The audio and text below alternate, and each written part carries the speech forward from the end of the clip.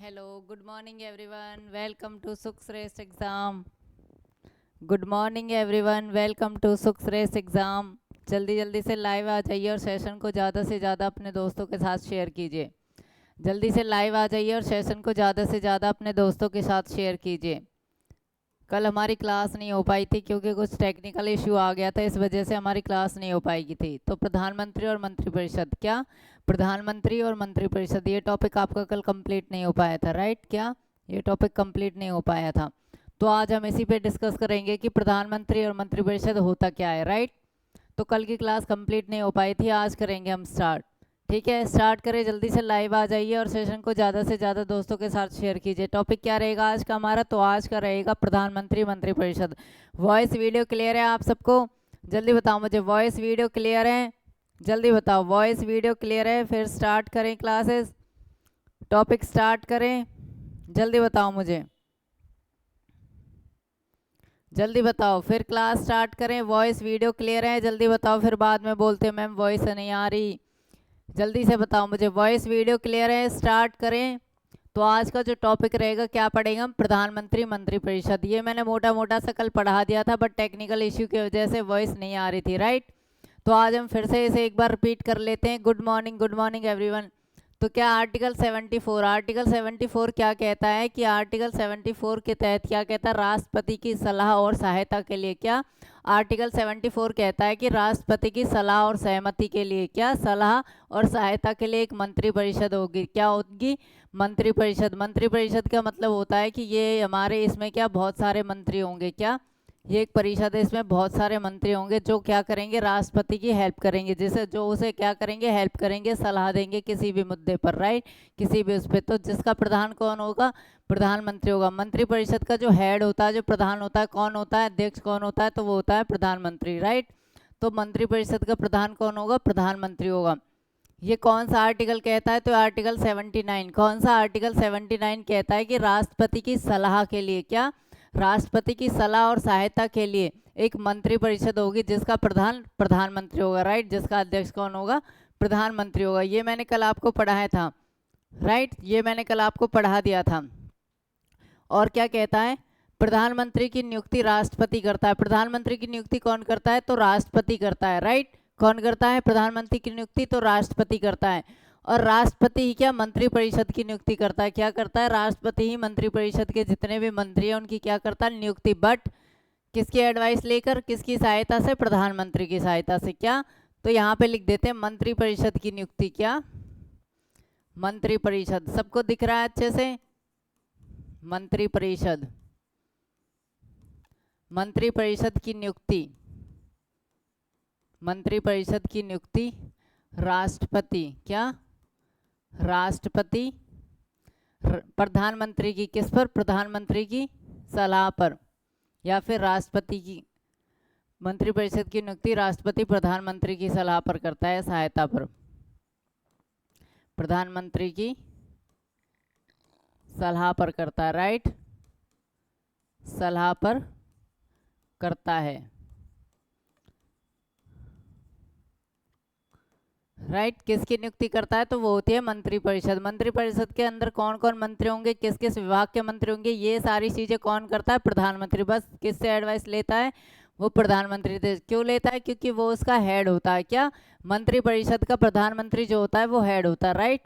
मंत्रिपरिषद, क्या मंत्री राष्ट्रपति के, क्या मंत्री जो होते हैं वो राष्ट्रपति के पश्चात पर ही क्या करते हैं? अपना पद धारण करते हैं। क्या करते हैं? अपना पद धारण करते हैं। किसके?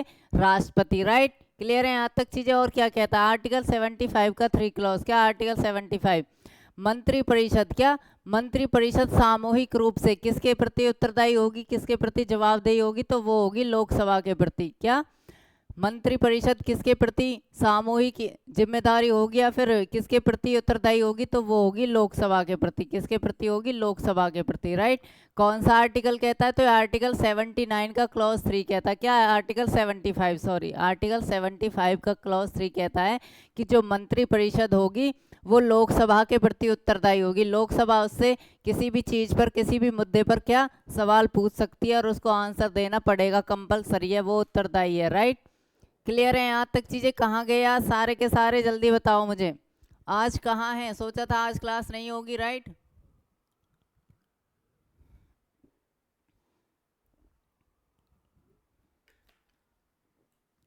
क्लियर है सारी चीजें?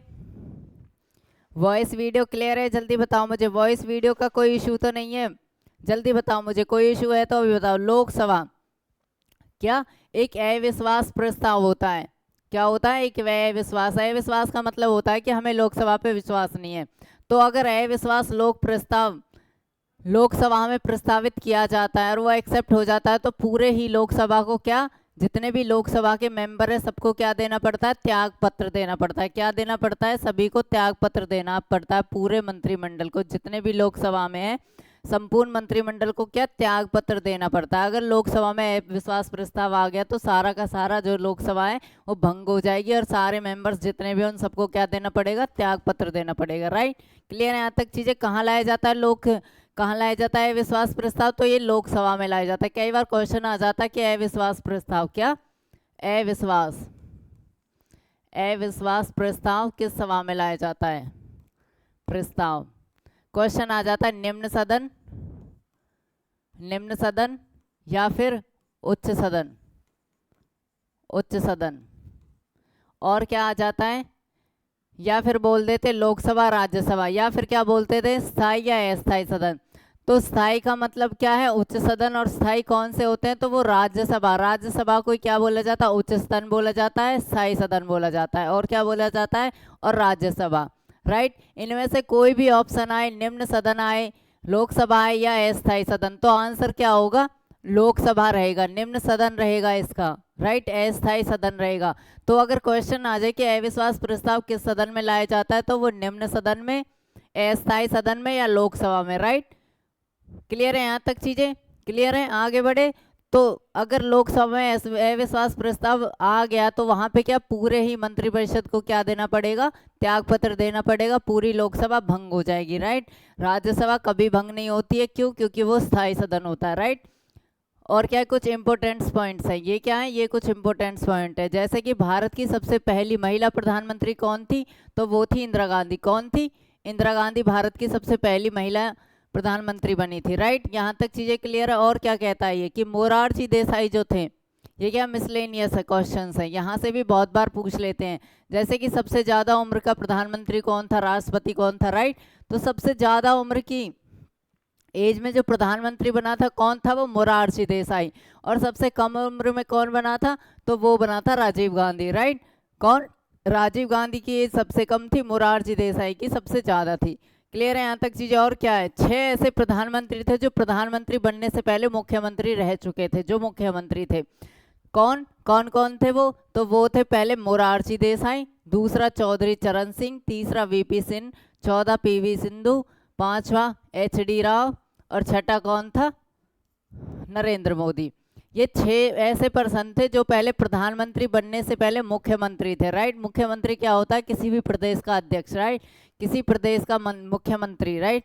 तो ये 6 ऐसे क्या थे पर्सन जो पहले मुख्यमंत्री थे। जैसे कि नरेंद्र मोदी पहले गुजरात का मुख्यमंत्री था, राइट? बाद में ये क्या, प्रधानमंत्री मर गया। तो ये क्या है? ये ऐसे 6 प्रधानमंत्री हैं जो पहले प्रधानमंत्री बनने से पहले मुख्यमंत्री थे। क्लियर है यहाँ तक चीजें? और क्या? उसके बाद संसद क्या होता है? Parliament, right?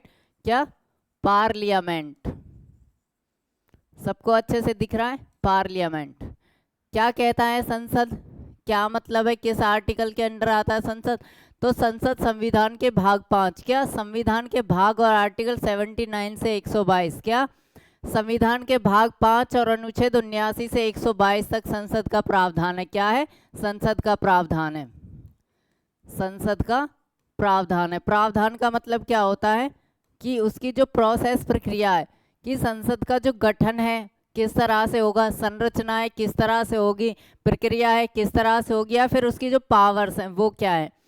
तो संसद की जो भी पावर्स हैं, संरचना है, गठन है, वो किस में दिया गया है? तो वो संविधान के भाग 5 में आर्टिकल 79 से 122 तक दिया गया, राइट?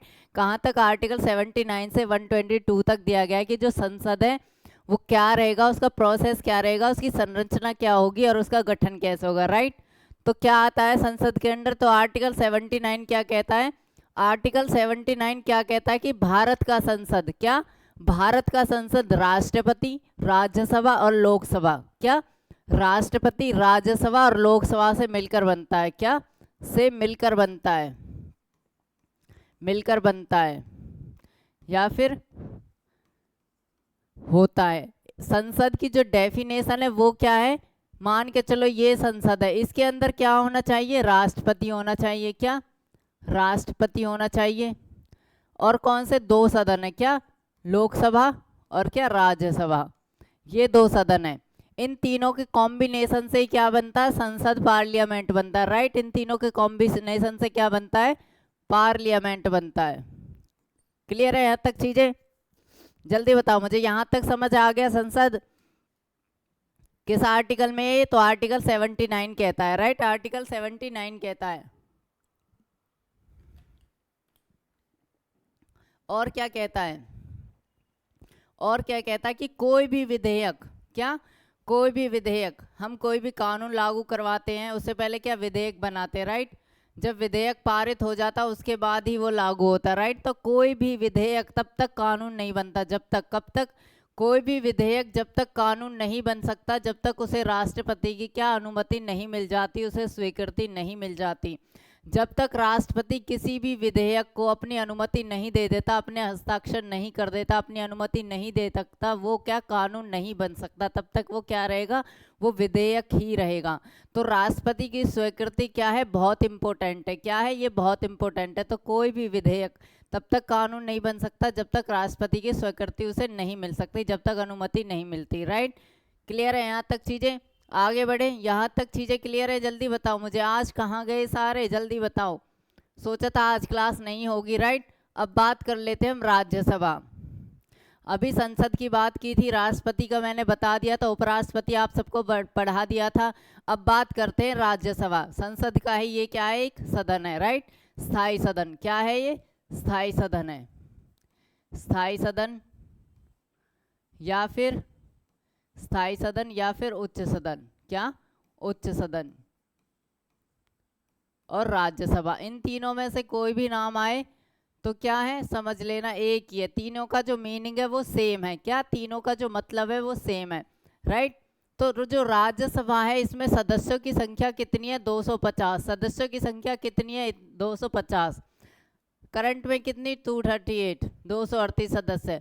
कहाँ कहाँ से लिए जाते हैं, तो ये राज्य और केंद्र शासित प्रदेशों से, कहाँ से, राज्य और केंद्र शासित प्रदेशों से क्या अप्रत्यक्ष रूप से निर्वाचित किए जाते हैं, कैसे, अप्रत्यक्ष रूप से निर्वाचित किए जाते हैं। और क्या, और 12 सदस्य, क्या 12 सदस्य जो राष्ट्रपति मनोनीत करता है, आर्टिकल 30, क्या आर्टिकल 80, आर्टिकल 80 के फर्स्ट क्लॉज के अकॉर्डिंग क्या राष्ट्रपति जो है वो 12 सदस्यों को मनोनीत करता है। मैंने आपको पढ़ाया था जब राष्ट्रपति, तब उसमें बताया था कि राष्ट्रपति जो है वो अनुच्छेद 80 के तहत 12 सदस्यों का मनोनीतन करता है, निर्वाचन करता है। वो किस किस कला में होते हैं, जैसे कि वो विज्ञान, शिक्षा, कला,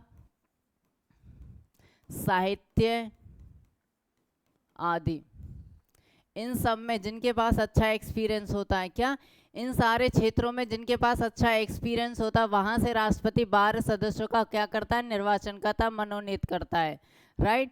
तो लोकसभा, राज्यसभा में क्या होते हैं, उसमें केंद्र से और प्रदेशों से, मीन्स राज्यों से, क्या राज्यों से और संशासित प्रदेशों से, यानी कि यूटी, राइट। कहाँ कहाँ से, स्टेट से, यूटी से, और क्या 12 सदस्य वो होते हैं जिन्हें राष्ट्रपति मनोनीत करता है, ठीक है। तो ये सब आते हैं, किस में आते हैं, राज्यसभा के अंडर, किस में आते हैं, ये सारे राज्यसभा के अंडर आते हैं। और क्या कहता है, राज्यसभा का मेंबर बनने के लिए क्या क्या क्राइटेरिया हैं, क्या क्या उनके क्राइटेरिया हैं, किस किस चीज़ को उन्हें फॉलो करना है, किस किस चीज़ के लिए वो अप्लाई तभी हो सकता है, राइट। तो वह सबसे पहले क्या, भारत का नागरिक होना चाहिए, क्या भारत का नागरिक, क्या होना चाहिए, भारत का नागरिक होना चाहिए, राइट, भारत का नागरिक होना चाहिए। और क्या होना चाहिए, भारत का नागरिक होना चाहिए। एज उसकी 30 वर्ष हो, क्या मतलब कि उसकी जो उम्र है वो 30 वर्ष की पूरी कर चुका हो, क्या हो, पूरी कर चुका हो, 30 साल से कम नहीं होनी चाहिए। और क्या होने चाहिए, ये सारे क्या है, क्राइटेरिया है, राइट। क्या है, ये सब होने के बाद ही क्या वो इस सदन का मेंबर बन सकता है, राइट। स्थायी सदन का मतलब क्या, राज्यसभा। क्या है, राज्यसभा।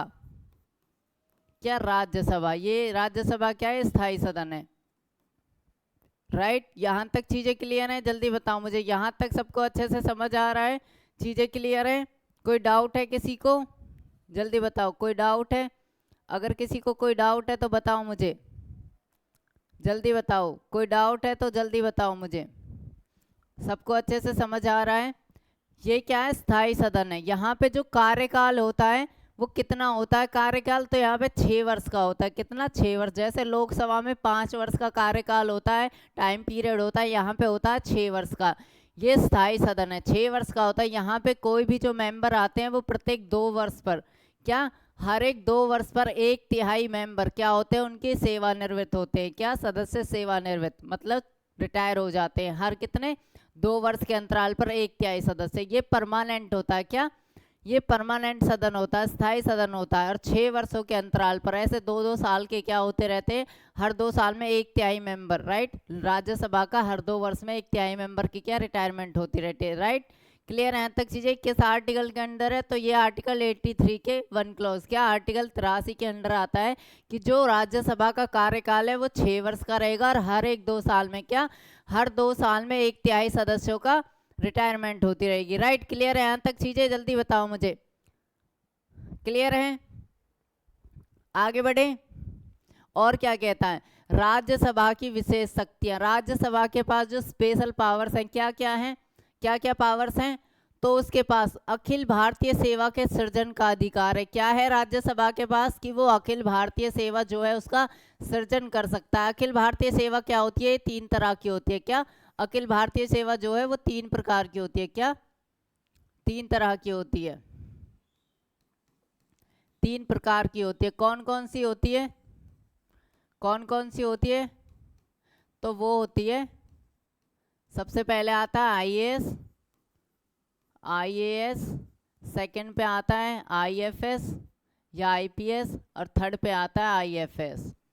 तो ये तीनों क्या हैं, ये अखिल भारतीय सेवा, क्या है, अखिल भारतीय सेवा है। इन सब का सृजन करने का अधिकार किसके पास है, तो ये राज्यसभा के पास है। किसके पास है, राज्यसभा के पास है इन सब का सृजन करने का अधिकार, राइट। अखिल भारतीय सेवा, IAS, Indian administration service, IPS, IFS, ये तीनों क्या हैं अखिल भारतीय सेवा है, राइट। आर्टिकल 312, क्या आर्टिकल 312 क्या कहता है कि 2/3 बहुमत से, क्या, राज्यसभा के अंदर 2/3 बहुमत से वो अखिल भारतीय सेवा का सृजन कर सकता है, राइट।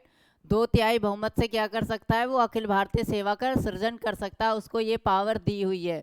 किसको पावर दी हुई है, तो ये राज्यसभा को पावर दी हुई है। आर्टिकल 249, क्या आर्टिकल 249 क्या कहता है कि राज्य, क्या कहता है कि राज्य सूची के किसी विषय को, राज्य सूची के किसी विषय को, 2 सूचियां होती है, राज्य की और केंद्र की, और तीसरी कौन सी होती है, समवर्ती सूची, जिसमें केंद्र और राज्य दोनों के होते हैं, राइट। तो क्या आर्टिकल 249 क्या कहता है कि राज्य की सूची के किसी भी विषय को, किसी भी विषय को राष्ट्रीय महत्व को घोषित कर सकती है। राज्यसभा को ये अधिकार है, ये पावर है, आर्टिकल 249 ये पावर देता है कि वो राज्य सूची के किसी भी विषय को, क्या, राज्य सूची के किसी भी विषय को राष्ट्रीय महत्व घोषित कर सकती है। क्या, राष्ट्रीय महत्व का घोषित कर सकती है। कौन कर सकती है, तो ये राज्यसभा कर सकती है, राइट। और क्या कहता है, राज्यसभा का गठन कब हुआ था, कब हुआ था, तो राज्यसभा का गठन 3 अप्रैल 1952 को हुआ था। कब हुआ था राज्यसभा का गठन, क्या, राज्यसभा का गठन, राज्यसभा का गठन कब हुआ था, 3 अप्रैल 1952, क्या, 3 अप्रैल 1952 को हुआ था। इसकी पहली बैठक कब हुई थी, तो पहली बैठक हुई थी, पहली बैठक कब हुई थी, 13 मई 1952, क्या, 13 मई 1952 को हुई थी, 52 को हुई थी, राइट। तो यहाँ तक चीजें समझ आ गई कि राज्यसभा का गठन किस वर्ष हुआ था, राज्यसभा की जो पहली बैठक हुई थी वो कब हुई थी। क्लियर है यहाँ तक चीजें, जल्दी बताओ मुझे, यहाँ तक चीजें क्लियर है, किसी को कोई डाउट है, यहाँ तक चीजें क्लियर है, आगे बढ़े फिर। आगे बढ़े और क्या कहता है, उसके बाद क्या आता है, लोकसभा। क्या उसके बाद आता है लोकसभा, निम्न सदन, निम्न सदन या फिर और क्या कह सकते हैं इसे, अस्थाई सदन। क्या, अस्थाई, अस्थाई सदन। राइट, क्या क्या नाम है इसके, लोकसभा, निम्न सदन,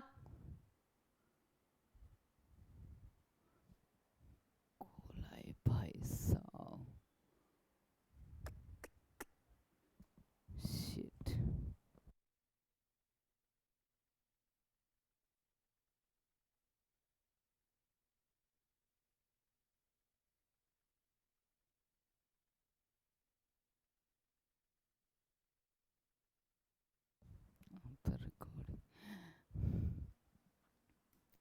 निम्न सदन। क्या, निम्न सदन, इसमें सदस्य संख्या जो है, निम्न सदन में सदस्य संख्या कितनी है, तो इसमें सदस्य संख्या 530 है। क्या, 530 है। करंट में कितने हैं, तो करंट में 543। कितने मेंबर है, 143।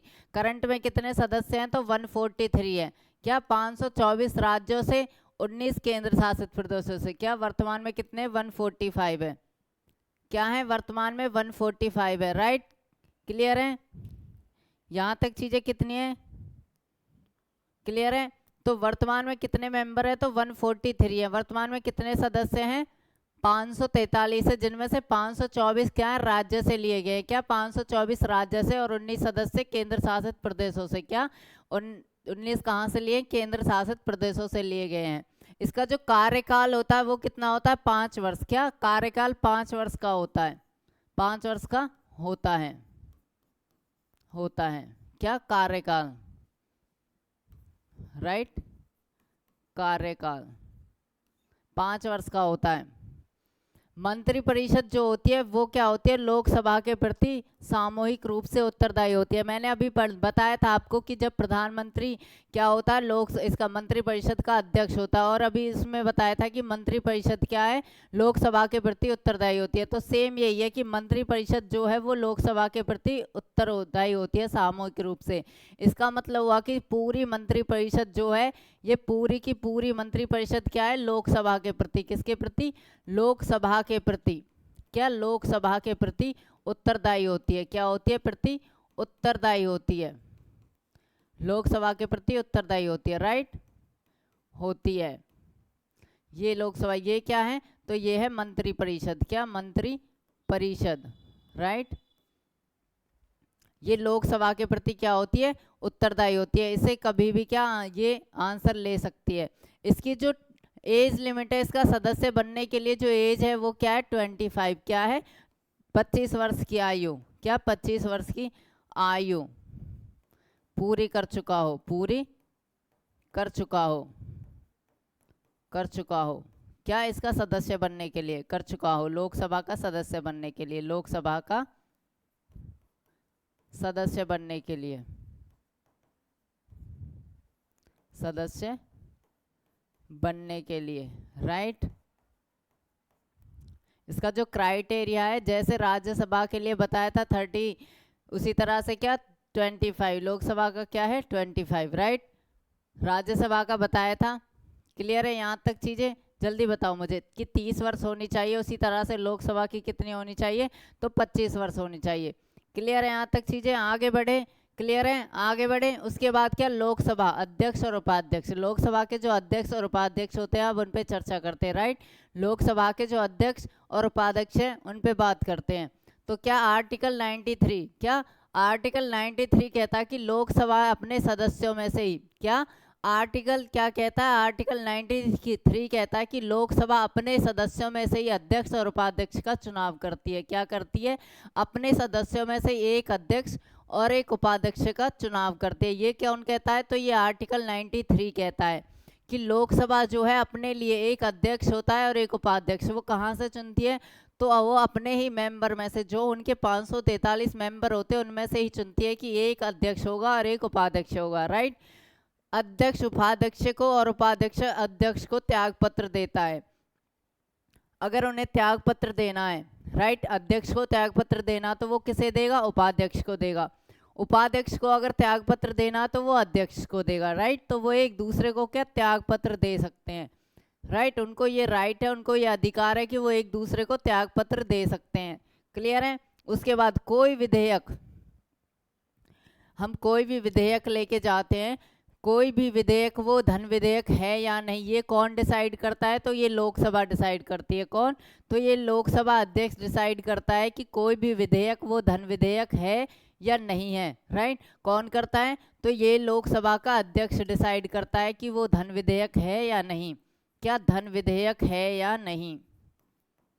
धन विधेयक है या नहीं है, या नहीं है, राइट। कौन डिसाइड करेगा? तो लोकसभा का अध्यक्ष। अध्यक्ष क्या है?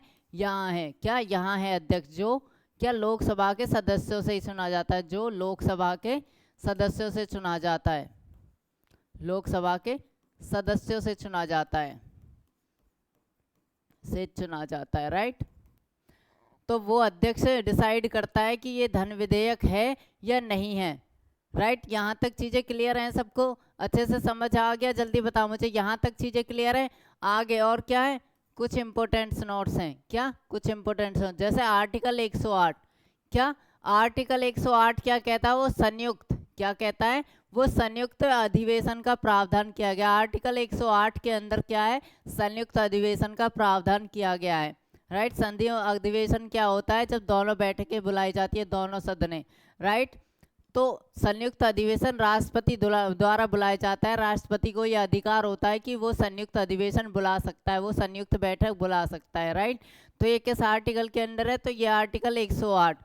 लोकसभा अध्यक्ष दोनों सदनों के, क्या जो लोकसभा का अध्यक्ष होता है वो दोनों सदनों के संयुक्त अधिवेशन की अध्यक्षता करता है।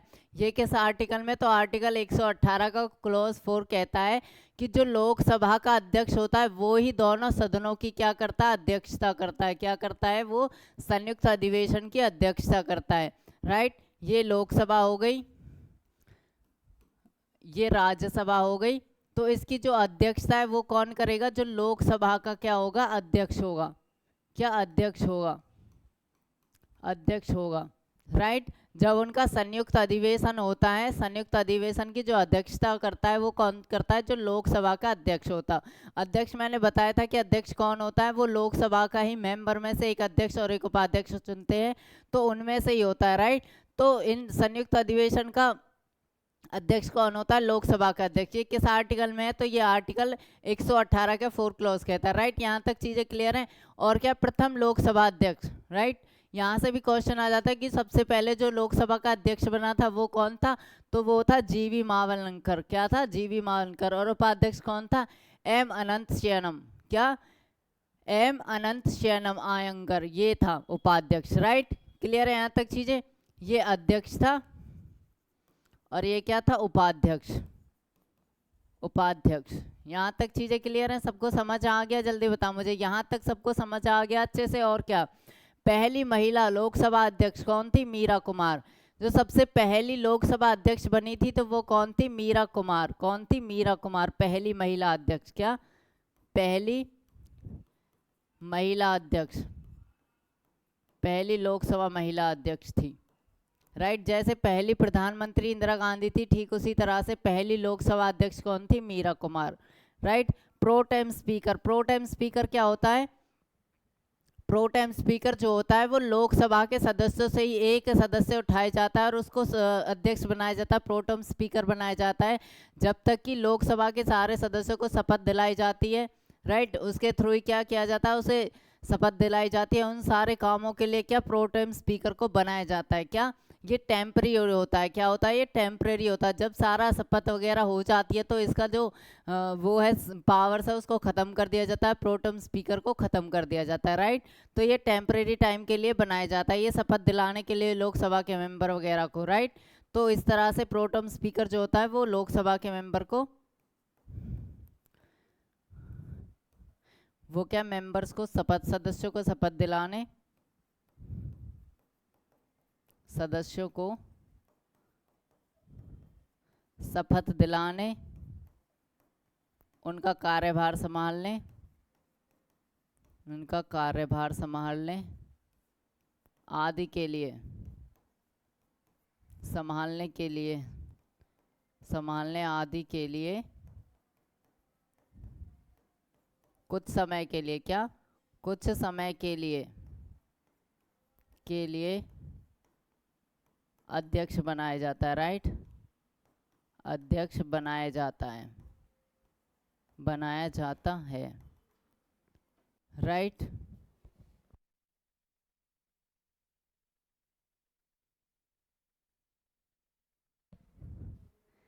ठीक है, तो वो होता है प्रोटेम स्पीकर। क्षेत्रफल की दृष्टि से, क्या क्षेत्रफल की दृष्टि से सबसे बड़ा, क्या सबसे बड़ा लोकसभा क्षेत्र कौन सा है, तो वो लद्दाख। और सबसे छोटा कौन सा है, तो चांदनी चौक दिल्ली, क्या चांदनी चौक दिल्ली है। तो सबसे बड़ा, क्या सबसे बड़ा लोकसभा क्षेत्र, सबसे बड़ा लोकसभा क्षेत्र कौन सा है, लद्दाख।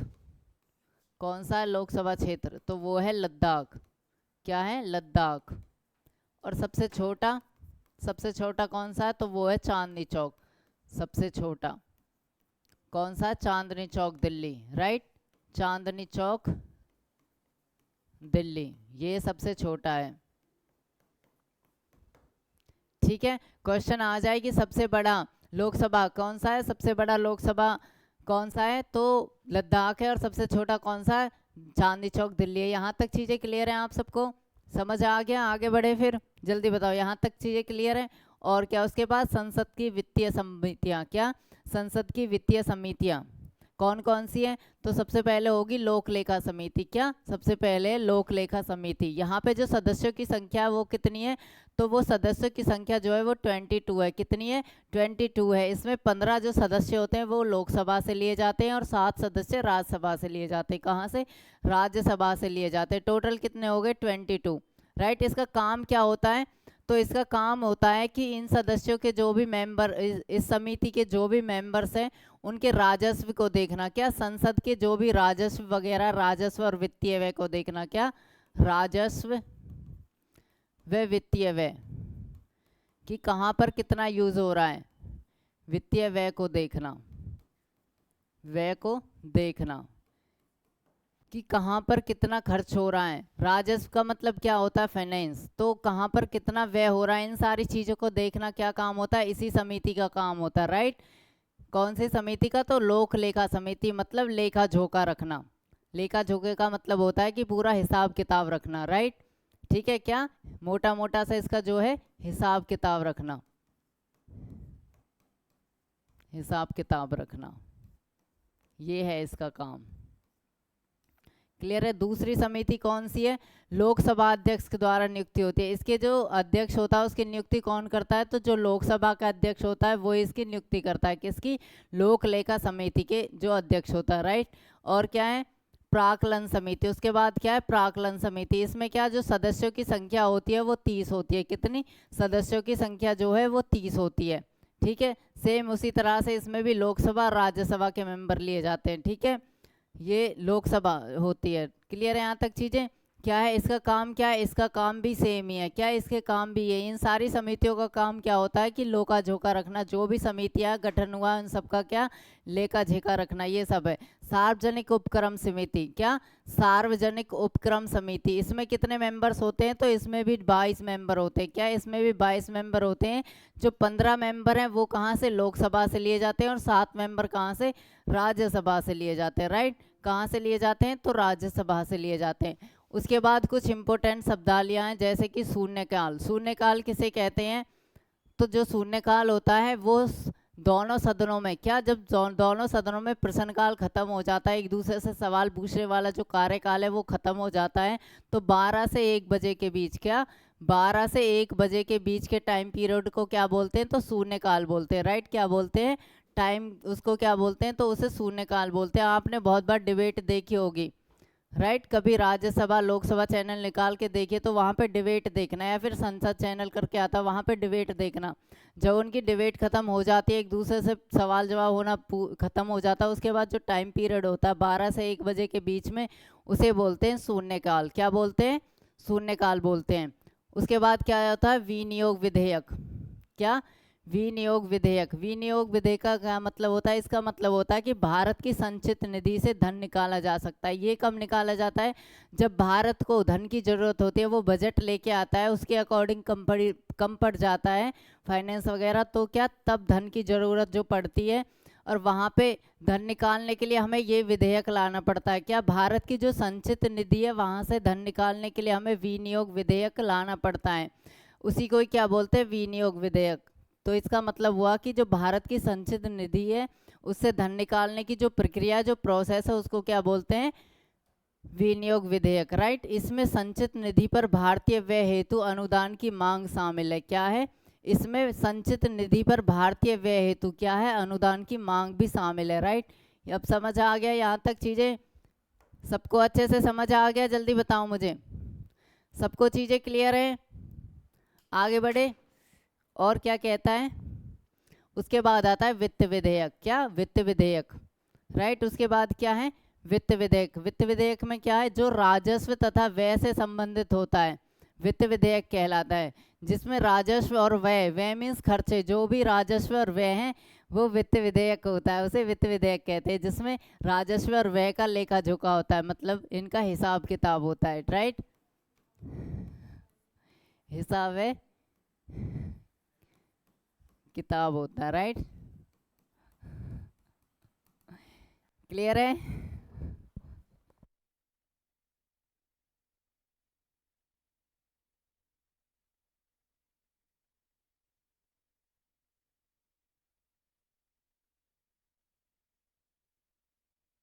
मुझे बस हो गया, ठीक है।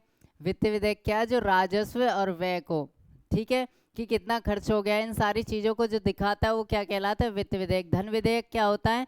धन विधेयक हमारे आर्टिकल 110 के क्लॉज फर्स्ट के उपखंड क से 6 तक दिया गया है वित्त विधेयक, राइट।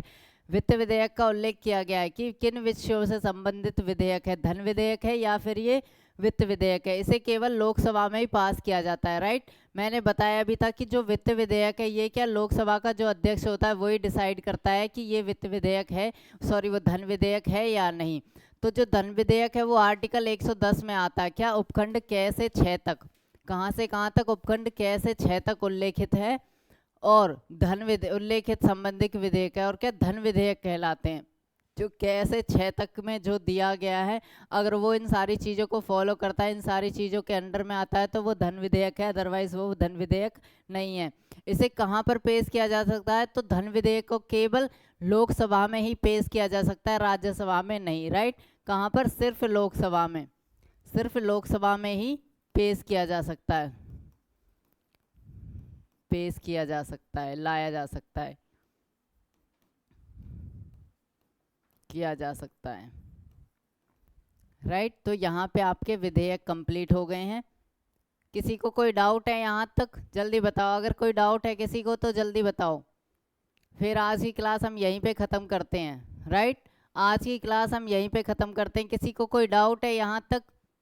जल्दी बताओ, अगर किसी का कोई डाउट है। नहीं है तो फिर कल मिलते हैं 10 बजे नए टॉपिक के साथ। अपडेट आपको मिल जाएगी, राइट, अपडेट आपको मिल जाएगी। फिर आज की क्लास यहीं ख़त्म करते हैं, ठीक है। कल मिलते हैं, तब तक के लिए अपना ध्यान रखिए, बहुत अच्छे से पढ़ाई कीजिए। Bye, take care everyone.